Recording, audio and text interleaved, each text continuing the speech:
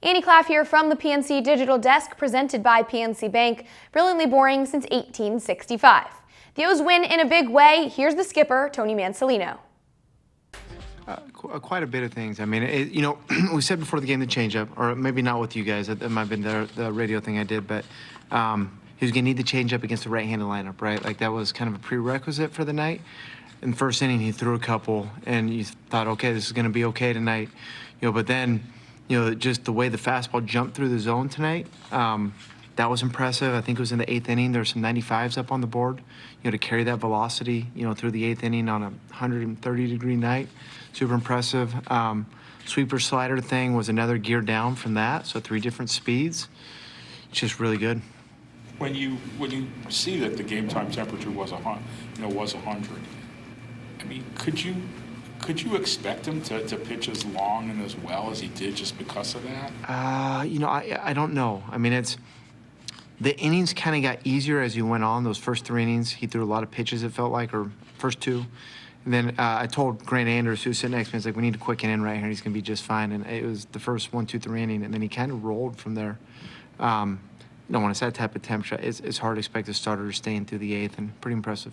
He's put together 2 really good starts for you guys now. Yeah. Have you seen enough now to see noticeable improvement from what he looked like last year? Oh, no doubt. I mean, he was throwing 88 last year at some point. I mean, that's 95 in the 8th inning, 100 pitches deep. So, in a strange way, that's the third one, the bad outing the other day. For me, that's just a product of a guy that has been in the big leagues for a while.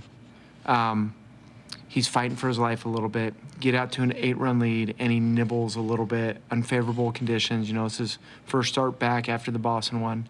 And I think in those scenarios for most pitchers, I think that their mentality is usually, I'm going to throw 6 innings and give up 4. And then it usually turns into throwing 7 and giving up 0 in an 8-0 game. But I think because of what he's been through, he's fighting for his life to stay here. So there's pressure, and he's nibbling, and feels like if he goes 5-1, it might not be enough, And I think that's a normal thing for guys that kind of go up and down a little bit. So, I think what we saw in Boston and what we saw tonight, I think that's going to be more what it's going to be like than what we saw in Tampa. Jackson Holliday's home run was left on left, yeah. Opposite field, 2 outs. I mean, how impressive was that swing and the development that you've seen from him this year? Pretty neat, Like after that swing, I told whoever was standing next to me, I was like, this is your leadoff hitter at least for the next 5 years.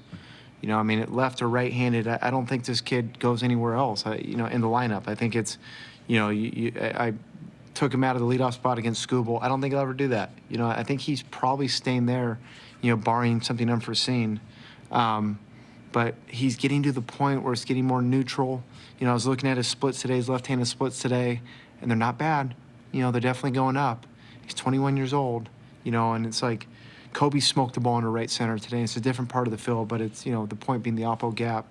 Kobe's got massive power, and I don't even know if it hit the warning track with how thick the air was tonight, and the ball wasn't really carrying. Jackson hits one to the other gap, the other opposite field, and it went over the wall.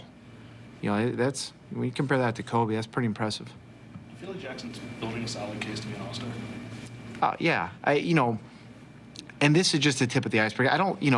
The all-star thing's important to the players. It's important to the fans. It's important to us.